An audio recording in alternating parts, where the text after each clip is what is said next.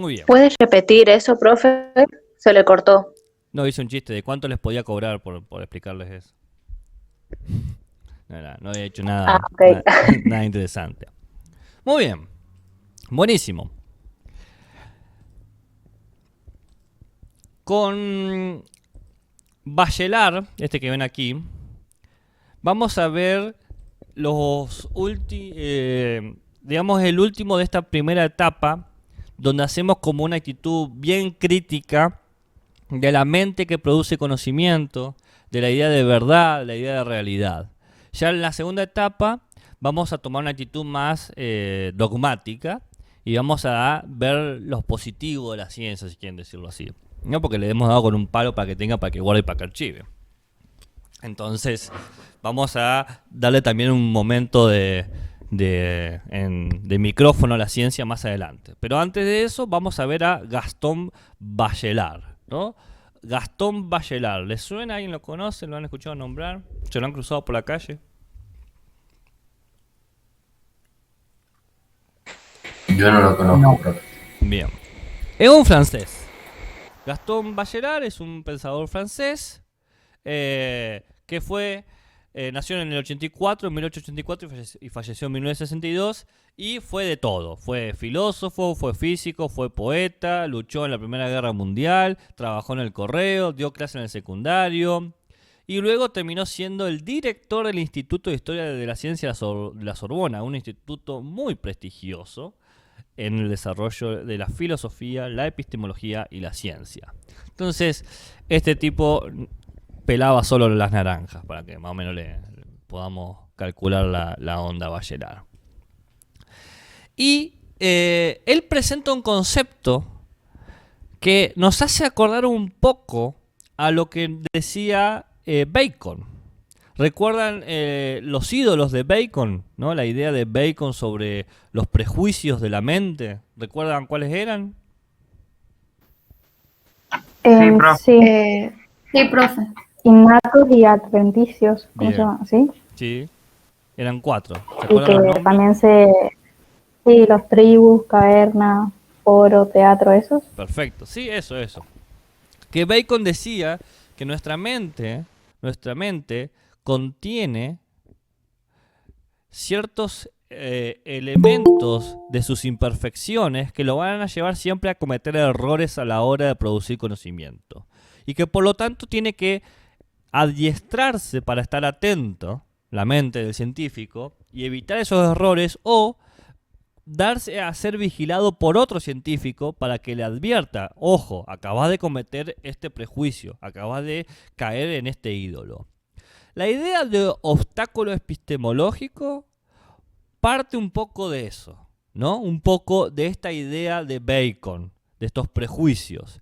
Pero tiene un pequeño giro, un pequeño twist interesante, porque va a hablar de algo que va a ser el preámbulo de cómo se entiende la ciencia hoy en día. Bachelard va a presentar una forma de entender la producción de la ciencia que va a ser la puerta de entrada. No es que todo es como lo dice Bachelard, pero va a ser la puerta de entrada de cómo se entiende la producción del conocimiento científico en el siglo XXI. ¿Me entienden lo que estoy diciendo, no? O sea, da las pistas, da la llave de última para entrar a la ciencia del siglo XXI, a la idea de cómo se define el conocimiento científico en el siglo XXI. ¿Se entiende eso, no? Sí, Entonces, retomando elementos de Bacon, Bachelard va a pensar cómo es la ciencia. Yo no entendí. ¿Qué no es lo que no entendiste, Fabri?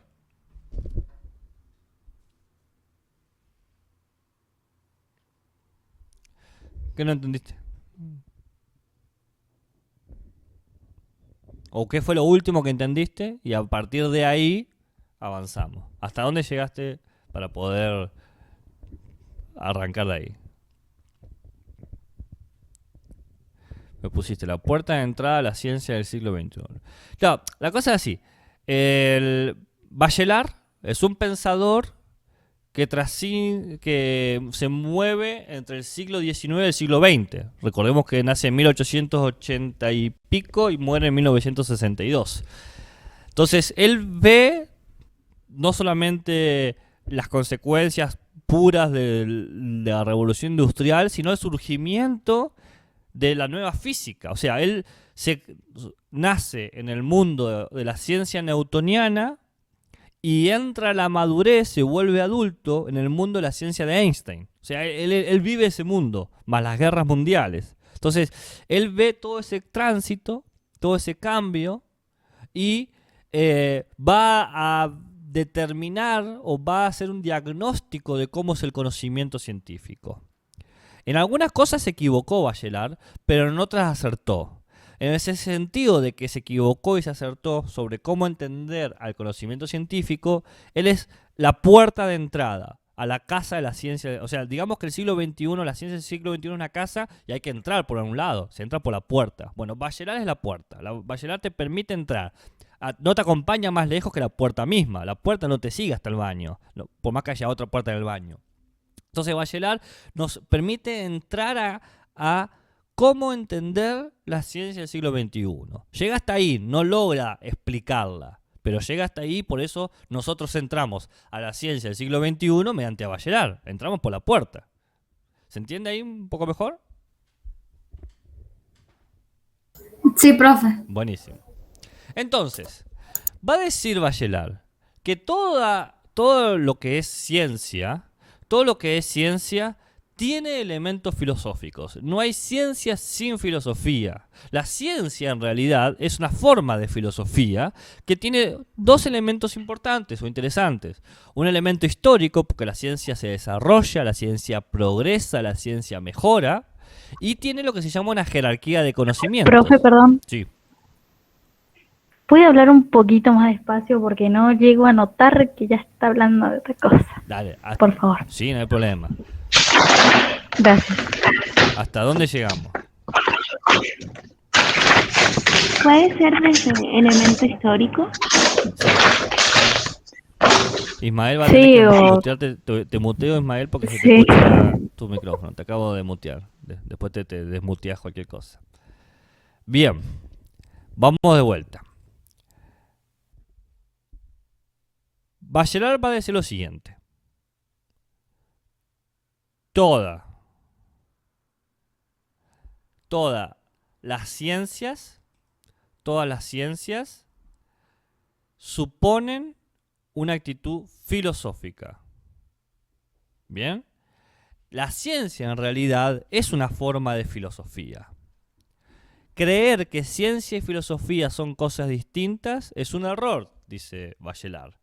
La filosofía y la ciencia es lo mismo, así como existe la estética, que es una filosofía de lo bello o del buen gusto, existe la ciencia, que es una filosofía natural. Como todo elemento científico filosófico, tiene dos aspectos. El primero es lo histórico, la historia.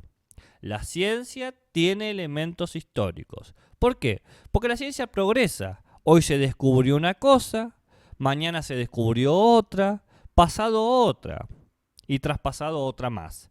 Y esas verdades van avanzando, van progresando. Entonces, es histórico.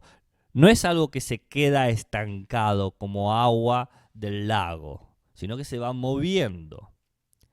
Y como se va moviendo, como está en continuo desarrollo del pasado en el presente y hacia el futuro, tiene un segundo elemento que es la jerarquía de conocimientos. Es decir, hay conocimientos que están más abajo y hay conocimientos que están más arriba. Hay conocimientos que son de menor calidad y conocimientos que son de mejor calidad.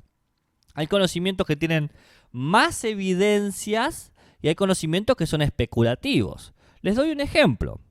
La materia oscura, el concepto de materia oscura, es un hermoso concepto que entra dentro de toda nuestra comprensión sobre el universo contemporáneo.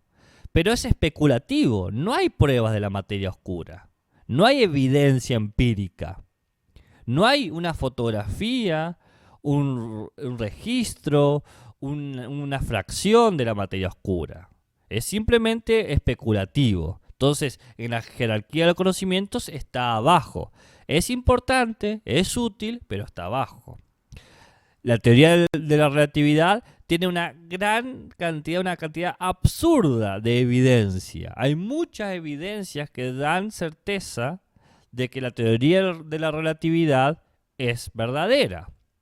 Como tiene tanta acumulación de pruebas, en la jerarquía, en lo vertical está en lo más alto. Entonces, vemos cómo tenemos jerarquía de conocimiento. Y esta jerarquía no es espontánea. No es que la teoría de la relatividad en un segundo no tenía evidencia y después sí tuvo. No, de vuelta, ahí entra la historia. Tuvo que pasar años acumulándose históricamente las pruebas hasta que la teoría de la relatividad estuvo fielmente comprobada. Es posible que la materia oscura, que ahora no tiene evidencia empírica, evidencia de datos, dentro de 10 años empiezan a aparecer evidencias. Entonces empieza a elevarse en la jerarquía. ¿Se entiende eso? Sí, profe. Buenísimo. Entonces, se genera por estos dos elementos, por estas dos situaciones, que la ciencia es histórica y que la ciencia tiene jerarquías, lo que Bachelard dice una tensión. Porque si bien sabemos esto, todos nosotros creemos que estamos en la cúspide del conocimiento científico.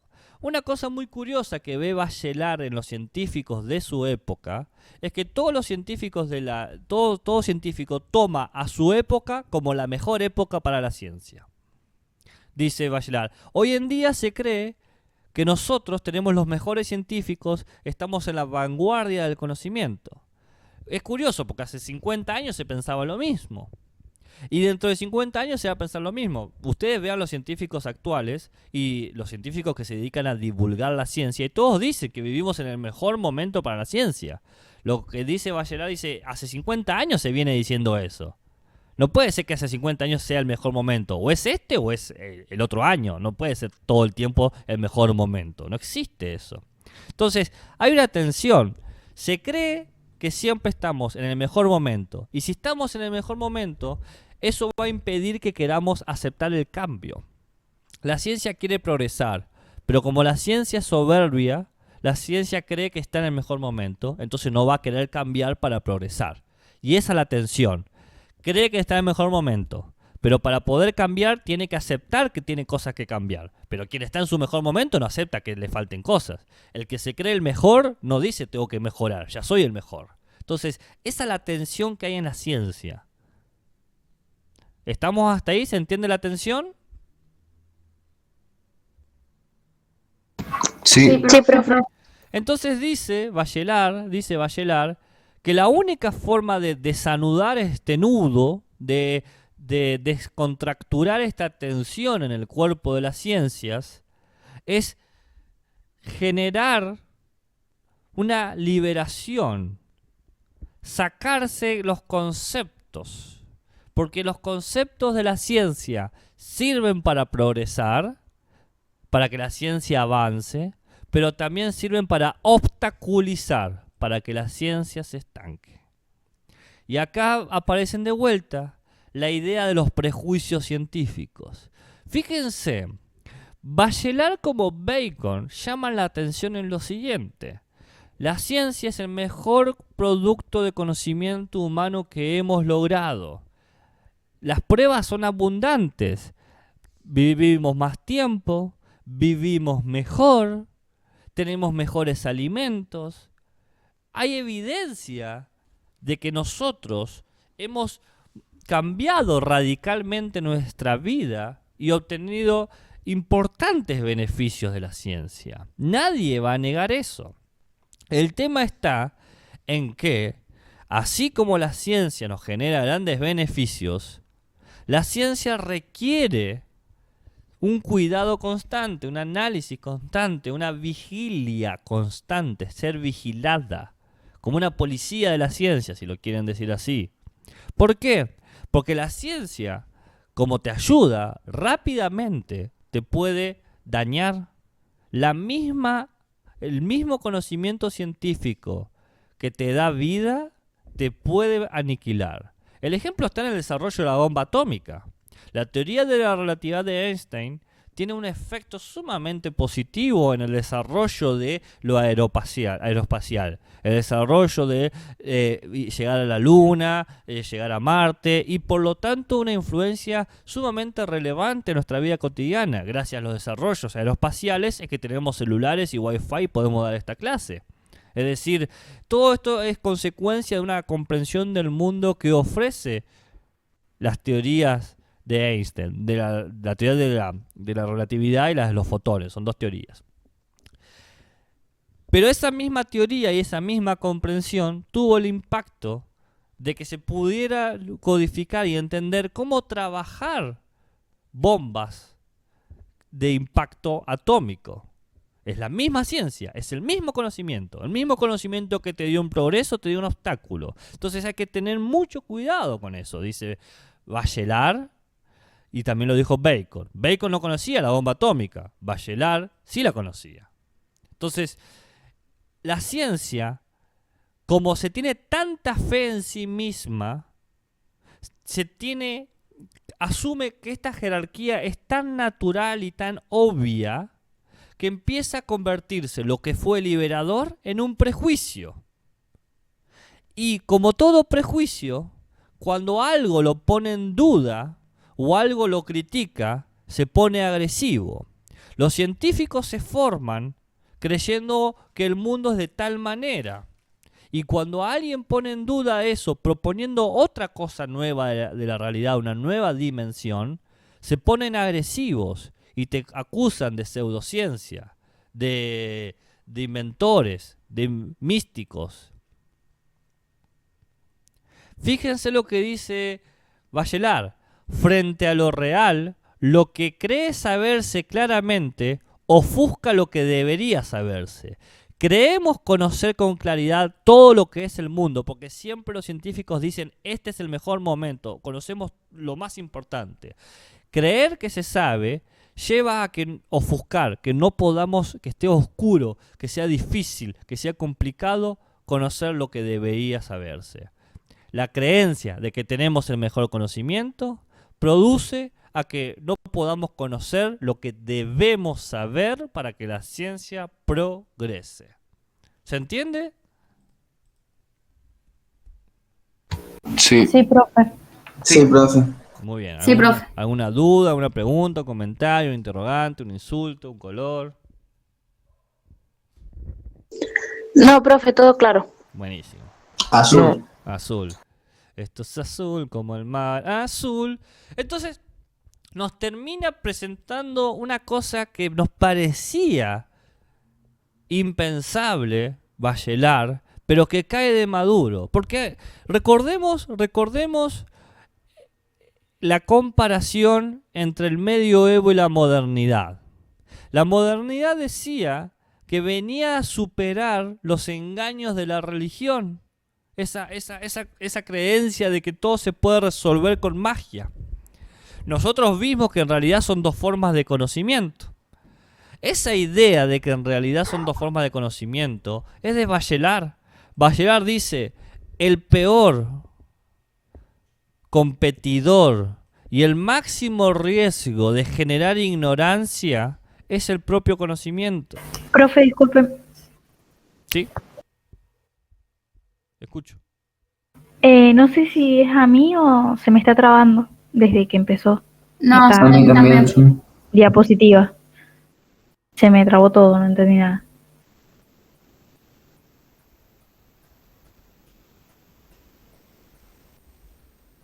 Profe, Buenísimo. Se desconectó el micrófono, no sé por qué. O sea, no es que se desenchufó, se desconectó. O sea, dejó de reconocerlo. ¿Qué fue lo último que escucharon? o sea, vi que decía conocimiento versus conocimiento. No, Nada más. Ajá, la Y última diapositiva. no, Bien, no hay problema. Claro, Entonces, no se le entendió nada más. acá llegamos a un punto de Bachelard muy curioso que nosotros un poco lo vimos en la relación, en el estudio de ciencia versus modernidad. Recordemos que, modernidad versus conocimiento medieval, frente al medioevo. Recordemos que la modernidad decía que estaba luchando contra la forma de entender al conocimiento del medioevo porque era mágico, era sobrenatural. Y la ciencia moderna buscaba los hechos, los datos. Esta idea de que un conocimiento lucha con otro conocimiento es una idea de Bachelard. Porque Bachelard dice que el mayor riesgo para producir ignorancia es el conocimiento. El conocimiento termina compitiendo y luchando contra el conocimiento. Porque una vez que conocemos algo, una vez que hemos aprendido algo, sucede algo muy curioso. Creemos que ese conocimiento está finalizado, que no necesitamos mejorarlo. Una vez que decimos, ok, ya lo entendí, no en el proceso de que lo estoy entendiendo, sino en el momento que decimos, bueno, ya está. Cuando decimos ya está, cada vez que se presente algo que compita contra eso, nos vamos a sentir incómodos, que va en contra de eso. Entonces, se genera una tensión del conocimiento actual contra la necesidad de generar conocimiento. De ahí que diga Bachelard, todo conocimiento también genera ignorancia, porque si el conocimiento lo entendemos como una luz, todas las luces producen sombras, ¿no? Si vos entendés o prestás atención al conocimiento, siempre el conocimiento está de alguna manera limitado por aspectos de la realidad. Dice Bachelard, el conocimiento de lo real es una luz que siempre proyecta alguna sombra. Esta sombra no es que el mundo sea muy complejo, no es que el mundo pase muy rápido, y no es que nosotros seamos frágiles. ¿Ves? Esta es la tesis de Bacon. Bacon decía que nosotros teníamos unos límites mentales que nos impedían o siempre iban a producir errores. Bachelard no dice eso. Dice que la misma idea de conocimiento solamente es posible si acepta que hay cosas que desconoce. Porque los conocimientos son de sectores de la realidad. ¿Me están escuchando bien? Sí. Bien. Sí, profe. Sí, profe. ¿Estamos hasta ahí entonces? Sí, sí. Sí, profe. ¿Se está entendiendo? ¿Hay alguna duda? Profe, Sí. lo último que dijo sobre que la idea del conocimiento no puede ser posible sin qué. Sin producir ignorancia. El conocimiento siempre produce ignorancia. Lo cual me parece hasta contradictorio, ¿no? Nosotros creemos que el conocimiento elimina la ignorancia. Bachelard dice, no es que no elimine ignorancia, sino que al eliminar una ignorancia producís una nueva. Es imposible escapar de eso. Las luces producen sombras. Y esas sombras, aclara fuertemente Bachelard, no es porque el mundo sea complejo. Claro, la sombra es porque no vemos ciertas partes. O no es porque sea fugaz, es que pasan tan rápido que no le podemos prestar atención. O no es por nuestra fragilidad, es que no aguantamos ver el mundo frente a frente. Sino que la simple idea de conocimiento supone ignorancia. La simple idea de conocimiento supone ignorancia. ¿Qué supone ignorancia? La simple idea de conocimiento. Pregunta de parcial. Para Bachelard, todo conocimiento, ¿qué genera? Genera ignorancia. Muy bien, tiene un 7. Entonces, lo que nos está diciendo Bachelard es que eliminemos la idea de que nosotros aprendemos el mundo desde cero, desde que partimos de un momento. No hay un saber cero, no existe un punto nulo. Es más, desde que hay cultura, ningún conocimiento que se produce está cero. Nosotros conocemos cosas a partir de otras cosas que ya conocemos. Nosotros avanzamos justamente eliminando conocimientos inexactos, proponiendo otros conocimientos un poco más exactos, pero que también tienen sus inexactitudes. ustedes pueden saber cosas, por ejemplo, sobre la sociedad, sobre la naturaleza, sobre las relaciones, pero lo que saben también supone ignorancias. Ustedes pueden dar consejos, pueden responder o comentar cosas sobre cómo funciona la sociedad, o pueden dar análisis o interpretaciones de cómo funciona la naturaleza, pero no lo pueden hacer en su totalidad. Siempre tienen esos límites y la única forma de avanzar es destruyendo esos límites. Fíjense lo que dice Bachelard. Lo real no es jamás lo que podría creerse, sino siempre lo que debería haberse pensado. Yo creo cosas porque sé cosas, pero hay cosas que no puedo pensar, porque mis creencias me limitan. Ya tengo se me ha dibujado un rectángulo en el cual me estoy moviendo. ¿Puedo romper el rectángulo? Sí, pero tengo que darme cuenta de que ese rectángulo supone ignorancia, supone oscuridades. Entonces, acá aparece una cosa muy curiosa en Bachelard. Una vez que entendemos que el conocimiento científico, en su jerarquía o en su actitud histórica, pretende ser siempre el mejor conocimiento y que por lo tanto genera ignorancias y prejuicios, y que nosotros aprendemos el conocimiento científico ya desde nuestra cultura, desde nuestra biografía, desde nuestra vida, se genera una oposición muy curiosa. Las palabras que utiliza Bachelard pueden ser confusas cuando se las escucha, pero son bastante claras. Dice, se genera una oposición entre el espíritu formado y el espíritu crítico. Donde dice espíritu, pongan persona o personalidad. Donde dice formado, pongan educado.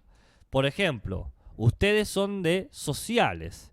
Sus personalidades, sus subjetividades están educando con un conjunto de conocimientos que claramente sus compañeros de naturales no van a tener. Están teniendo conocimientos que sus compañeros no tienen. Sus conocimientos van a ser las ignorancias de sus compañeros y viceversa. Los conocimientos de sus compañeros van a ser las ignorancias de ustedes. Y eso les va a llevar a ustedes a cometer un grave error. No van a poder evitarlo. Van a caer en un prejuicio que creen que saben lo importante. Es más importante lo social que lo natural, o más importante lo natural que lo social. Vos podés decir, me interesa, pero me cuesta, y como me cuesta no me ocupo, y como no me ocupo, no es importante para mí. Entonces, se da una oposición entre el espíritu formado, la personalidad educada, y el espíritu crítico, que es la personalidad, la persona que analiza lo que tiene. Dice, ok, yo sé esto, pero esto que yo sé, ¿qué tanto conocimiento representa? ¿Qué tanto muestra en realidad? ¿Qué tanto estoy aceptando cosas sin revisarlas o sin analizarlas? ¿Se está entendiendo? ¿Se está entendiendo? Sí. Sí, profe. ¿Alguna Profe. pregunta? Sí, profe. ¿Algún comentario? ¿Qué les parece este pensamiento? Profe, a mí no me quedó muy clara la oposición entre la persona educada y la persona libre. No, crítica, escribí cualquier cosa. No sé si lo podría Sí, explicar lo de explico de nuevo. vuelta porque la palabra, en realidad él dice espíritu formado versus espíritu crítico. Espíritu sería tu personalidad, ¿no? Entonces, la parte importante es tu personalidad que está definida por tu educación y tu personalidad que se define por lo que elige o cómo critica o analiza lo que sabe. Entonces, tenemos esos dos puntos. La idea es la siguiente. En la medida en que ustedes han estudiado algo, todos ustedes son de sociales, quiere decir que hay cosas que no han estudiado. Por ejemplo, ¿qué materias tienen ustedes que no tienen sus compañeros de naturales?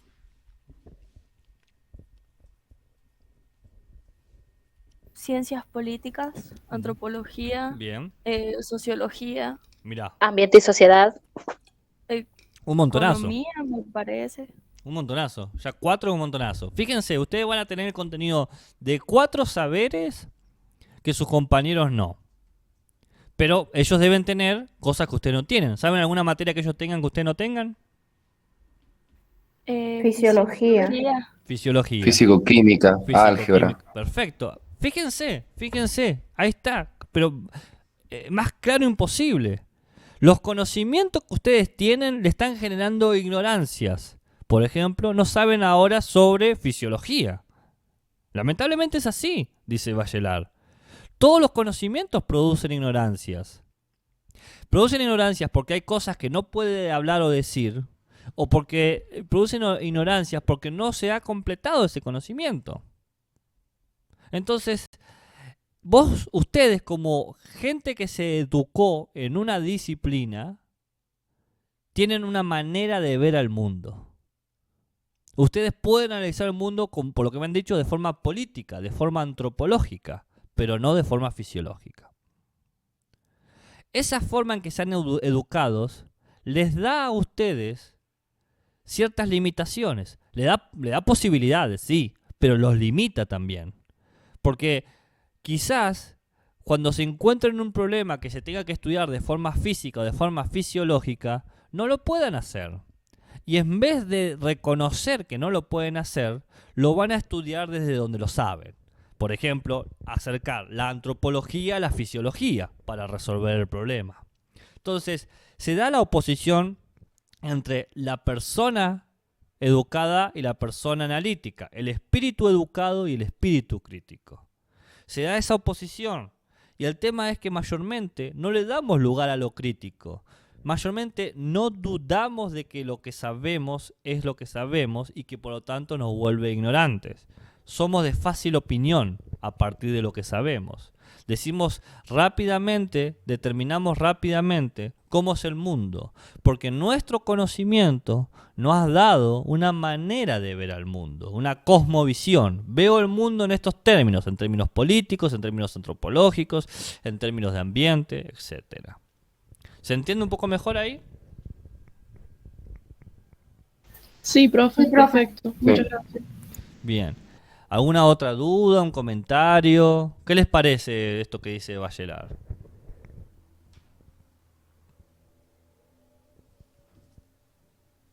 Medio contradictorio ¿Por qué? con respecto al que el conocimiento genera ignorancia. Eso es lo que más me sonó. ¿Te chocó? Quedó. Sí. Es contradictorio, pero igual creo que tiene razón. O sea, si lo llevamos, como usted lo llevó en el ejemplo, si lo llevamos a la vida real, es lo que pasa.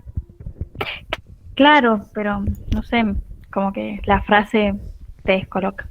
Obvio, sí, es el chiste. El conocimiento contra el conocimiento.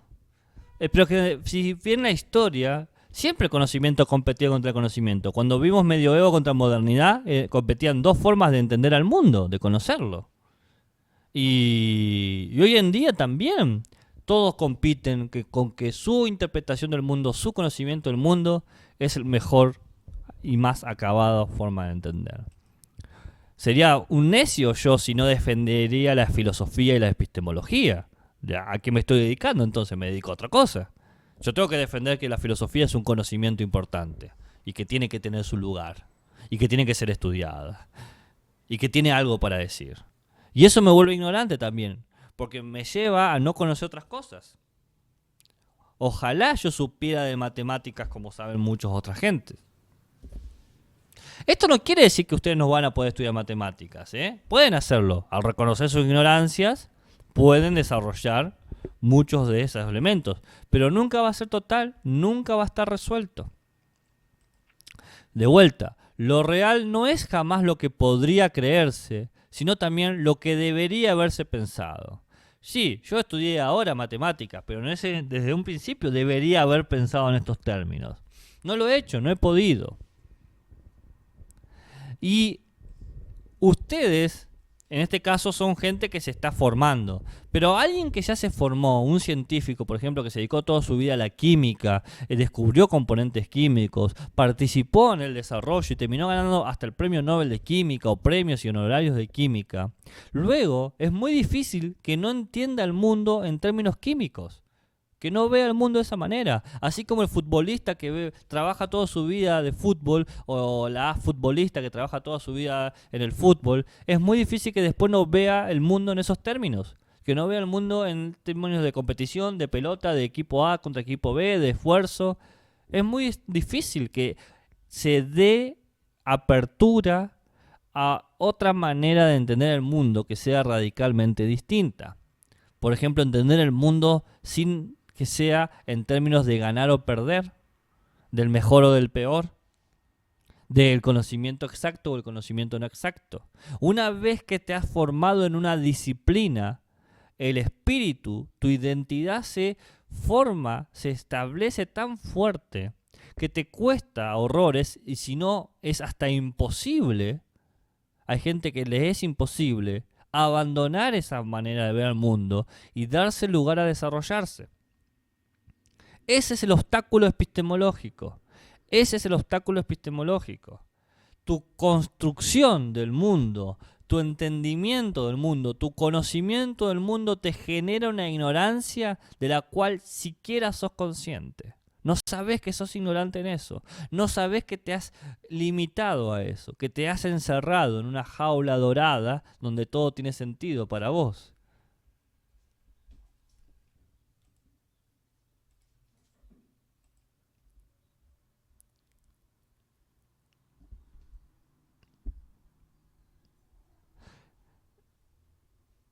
¿Estamos hasta ahí?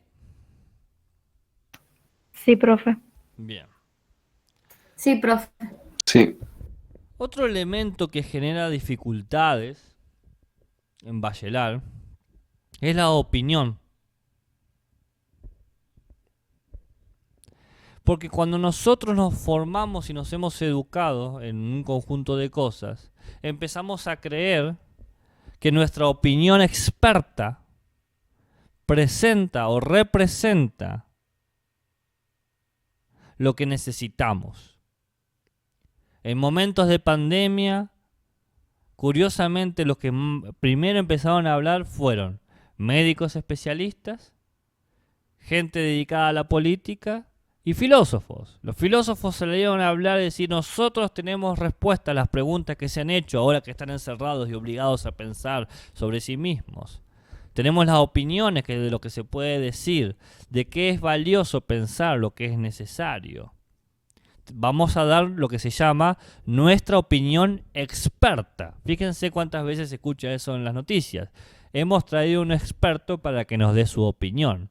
En mi opinión como experto, y ahí vamos imponiendo una nueva jerarquía de cosas.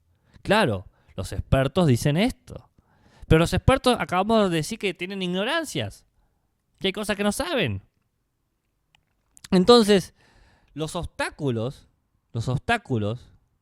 no es algo que te impida en el sentido físicamente como una muralla, sino que el obstáculo es cuando vos creés que lo que tenés vale en sí mismo, que ya no importa la realidad, ya no importa hacer una investigación. Tu opinión como experto está tan bien fundamentada, tiene tanto estudio, está tan bien corroborada, compartimos tanto nuestras opiniones que forzosamente todos tienen que estar de acuerdo de que lo que yo digo es lo más valioso, es lo más útil, es lo más necesario, es lo más importante.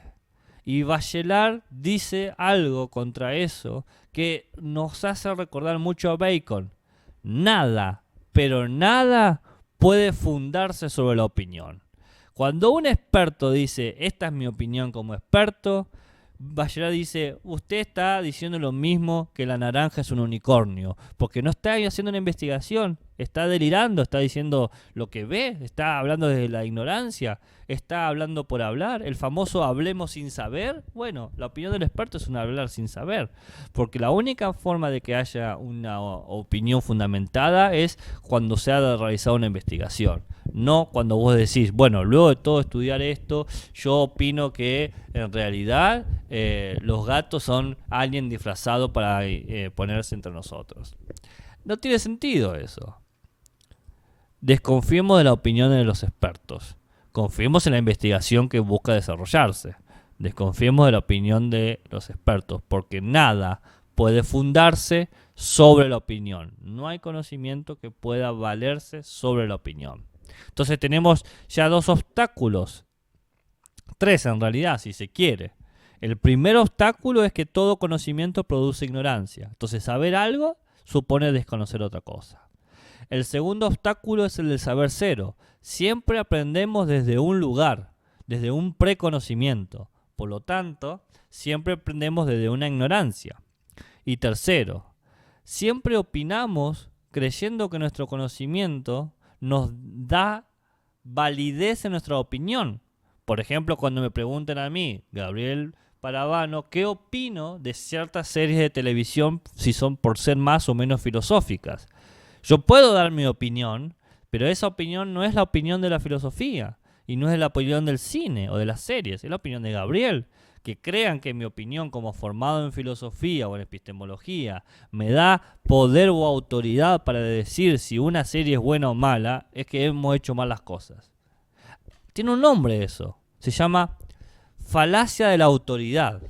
Falacia de la autoridad, que es cuando alguien toma su autoridad, por el sentido de que, por ejemplo, es experto en filosofía, para opinar sobre la calvicie. Yo, como experto en filosofía, te digo que para evitar la calvicie tenés que usar Plusbel, ¿no? ¿Pero qué tiene que ver? Yo no estoy autorizado a eso, no, justamente estoy opinando desde una ignorancia. ¿Se entiende eso? Sí, profe. Sí. Sí, profe. Disculpe, ¿podría volver a presentar la diapositiva de opinión que estaba justo copiando algo y se fue? ¿Ahí se ve? Sí, gracias.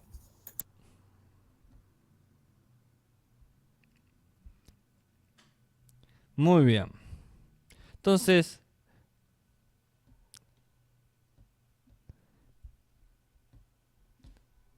nos encontramos con esta situación de Bachelard que nos presenta una serie de elementos un poco que sigue la sintonía de Bacon porque señala esta condición de los prejuicios, pero va más allá, porque Bacon creía que el conocimiento podría de alguna manera, tarde o temprano, resolver nuestros problemas. Es decir, ok, el humano va a tener prejuicios, pero el conocimiento producido no. Bachelard dice, como el humano que produce conocimientos tiene prejuicios, el conocimiento que se cree va a ser prejuicioso también. Va a tener ignorancias, va a tener errores, va a tener límites, va a tener ignorancias. Va a proponer cosas que no necesariamente van a ser ciertas. Es decir, Bachelard decía que si vigilábamos a los humanos, el conocimiento siempre va a ser certero. Bacon decía que si vigilábamos a los humanos en su producción de conocimiento, el resultado va a ser siempre certero, va a ser siempre verdadero. Bachelard va a decir lo contrario. Bachelard va a decir, por más que vigiles a los humanos que produzcan conocimiento, el conocimiento siempre va a tener límites, siempre va a tener ignorancias, siempre va a necesitar el cambio, el elemento histórico. ¿Se ve bien esta contraposición? Sí. Buenísimo. Mateo lo ve.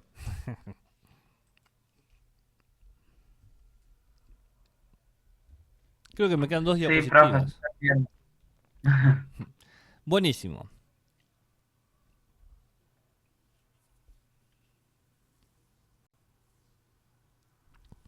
Acá está lo del espíritu. Fíjense que aparece otra palabra, la palabra instinto. Instinto, espíritu, personalidad, todo va con lo mismo. Que va con esto, como el conocimiento nos va formando, nos va educando, nos va estableciendo un método de trabajo de la realidad, vamos descubriendo cosas maravillosas del mundo. Vamos descubriendo cosas que nos sorprenden. El humano tiene de por sí un instinto de búsqueda de preguntas y de respuestas. Nuestra manera de formarnos y de comunicarnos con el mundo tiene mucho de eso. Pero lo interesante es que llega un momento donde dejamos de hacernos preguntas, dice Bachelard. Porque como hemos creado tantas respuestas, hemos logrado crear un lindo sistema que responda a todas nuestras dudas. El tema no es que el sistema responde a todas nuestras dudas, sino que hemos dejado de tener dudas, hemos dejado de tener problemas.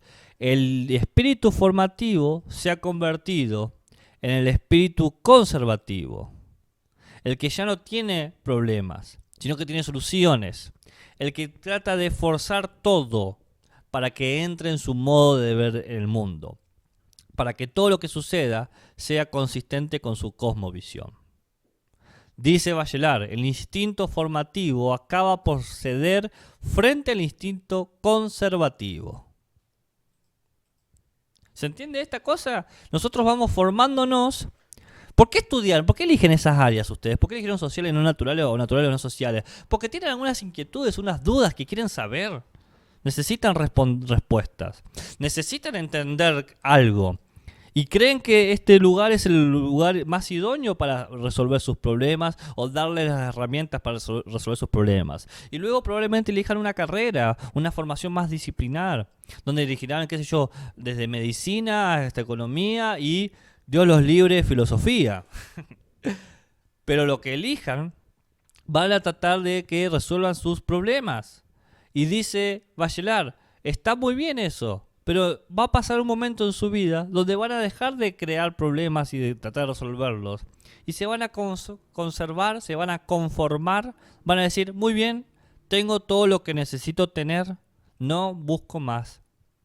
Y ese es otro obstáculo, porque los científicos necesitan siempre nuevos problemas, necesitan conocimientos que pongan en duda lo que ellos mismos conocen. ¿Se ve? ¿Se está entendiendo? Sí. Entonces, Sí. buenísimo. Sí, profe. Buenísimo. Entonces, el instinto es otro obstáculo. Ahí tenemos un cuarto obstáculo. El primer obstáculo era el conocimiento, ¿no? Contra el conocimiento mismo, la ignorancia. El segundo obstáculo es el saber cero. El tercer obstáculo es la opinión. El cuarto es el instinto. No es que tenemos un número fijo de obstáculos, ¿eh?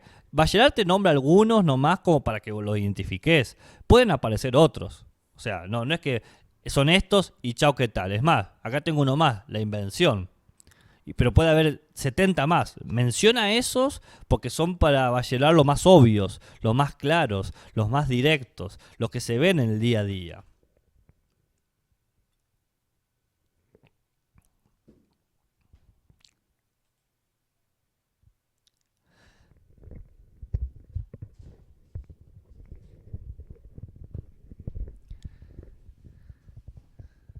Un científico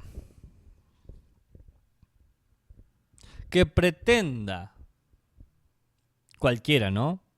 Un científico que pretenda resolverlo todo va a fracasar.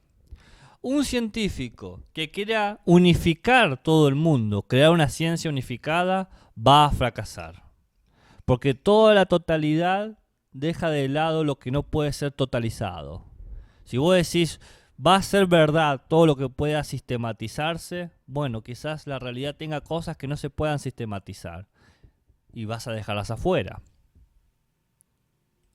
Un científico que no dé lugar a la novedad o que invente y fuerce el sistema, también se va a encontrar con sus límites. Porque es hermoso pensar en una teoría unificada, por ejemplo, la teoría unificada de las cuerdas o de las dimensiones paralelas. Es hermoso eso, inventarse una ley que resuelva todo, una teoría científica que resuelva todo. Pero eso genera un obstáculo porque vas a dejar muchas cosas afuera. No todo entra en todo. No todo puede ser sistematizado. No todo puede ser integrado. De ahí que diga Bachelard, la cabeza bien hecha debe ser rehecha. Es decir, un científico que se precie de ser científico tiene que estar dispuesto a abandonar las cosas, a abandonar sus conceptos de naturaleza, de lógica. De ahí que diga que el verdadero científico es el que aprende a interrogar mejor al mundo, no a tener las respuestas. El científico no es el que consigue las mejores respuestas, el científico es el que hace las mejores preguntas. Y por eso tiene eso que decía Bachelard, un elemento filosófico. Porque la filosofía hace eso, hace preguntas, genera problemas. Y el científico genera un tipo particular de problemas. El problema de la naturaleza, el problema de la realidad, el problema del mundo. ¿Estamos? ¿Se entiende? Sí, profe. Sí. Muy Sí, bien. profe. ¿Alguna duda? ¿Alguna pregunta? ¿Alguna interrogante? ¿Algún insulto? ¿Un comentario? ¿Un color? ¿Una nota al pie?